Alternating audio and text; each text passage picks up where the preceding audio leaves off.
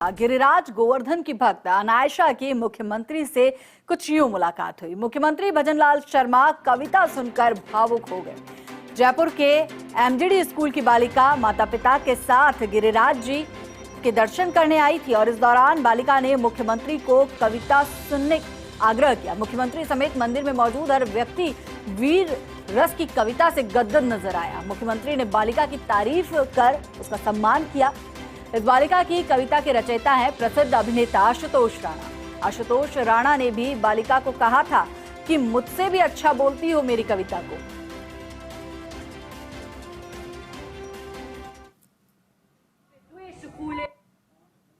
अशुद्धि के लिए मैं शुद्ध होना चाहता, अब अशुद्धि को लिए मैं शुद्ध होना चाहता हूँ और अब कुबुद्धि को लिए मैं बुद्ध होना चाहता हूँ इस जगत में शांति चारों ओर हो और इस जगत के प्रेम पर मैं क्रुद्ध होना चाहता हूँ तोड़ देना सत्य की सारी दीवारें, चाहता हूँ तोड़ देना सत्य की सारी दीवारें और चाहता हूँ मोड़ देना शांति की सारी गुहारें।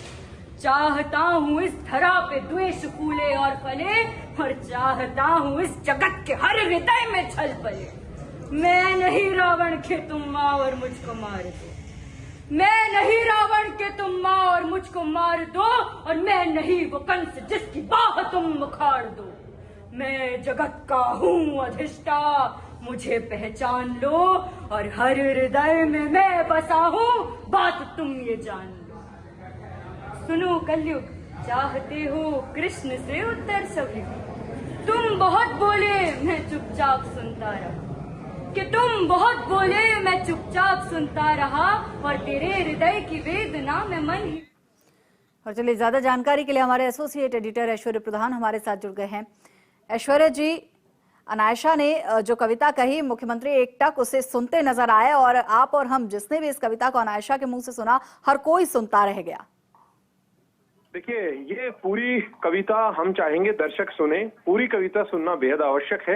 ये कविता इतने शानदार तरीके से बच्ची ने गाई है, वीर रस से भरपूर ये कविता है।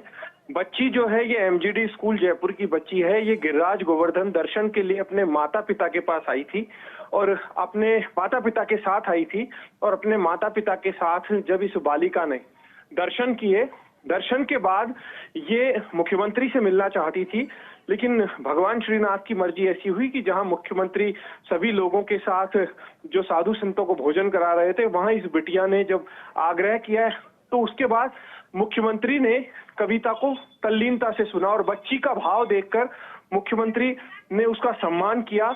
बच्ची ने कहा कि मेरी इच्छा थी आपको सुनाऊं क्योंकि भगवान श्री कृष्ण की भक्ति में मेरा पूरा परिवार है, मैं भी हूं और आप भी भगवान श्री कृष्ण की भक्ति के निमित्त यहाँ आए हैं, तो मैं आपको ये कविता सुनाऊं। तो ये कविता सुनने के बाद मुख्यमंत्री जो हैं वो बहुत भावुक गदगद हुए और मुख्यमंत्री ने इस बच्ची की बड़ी तारीफ की, इसका सम्मान किया और बच्ची से कहा कि बच्ची की माँ से भी कहा कि इस तरीके से बच्चों में संस्कार देना बहुत अच्छा कार्य है। और एमजीडी स्कूल की बच्ची जयपुर की, और बच्ची भी जब मुख्यमंत्री को कविता सुनाई, मुख्यमंत्री ने जब उनका सम्मान किया बच्ची का, तो बच्ची भी काफी भावुक नजर आई और बच्ची और उसकी माँ बहुत प्रसन्न थे और उन्होंने यही कहा कि हमारे लिए बड़ी बात है, श्रीनाथ जी के हम आए हुए थे, श्रीनाथ जी के यहाँ जब थे तो हम भी चाहते थे लंबे समय से मुख्यमंत्री को कविता सुनाएं और आखिरकार श्रीनाथ जी के मंदिर में मुख्यमंत्री को हमने ये कविता सुनाई। भगवान कृष्ण का भी एक अच्छा भाव है, कलयुग और कृष्ण, ये इसका शीर्षक है कविता का। आशुतोष राणा को जब इस बालिका ने कविता सुनाई थी तो आशुतोष राणा की ही ये कविता है। तो आशुतोष राणा ने कहा था कि मैं भी इतना अच्छा नहीं गा पाता हूँ जितना अच्छा बिटिया आपने गाया है। तो ये अपने आप में अद्भुत है। हम चाहेंगे कि पूरी कविता दर्शक सुने और देखें कि बच्ची के भाव कितने अद्भुत है। बिल्कुल ऐश्वर्या जी, और बेहद ही शानदार ये कविता रही और उससे भी शानदार था मुख्यमंत्री भजनलाल शर्मा का पूरी तल्लीनता के साथ इस कविता को सुनना। बहुत बहुत शुक्रिया आपका इस जानकारी के लिए।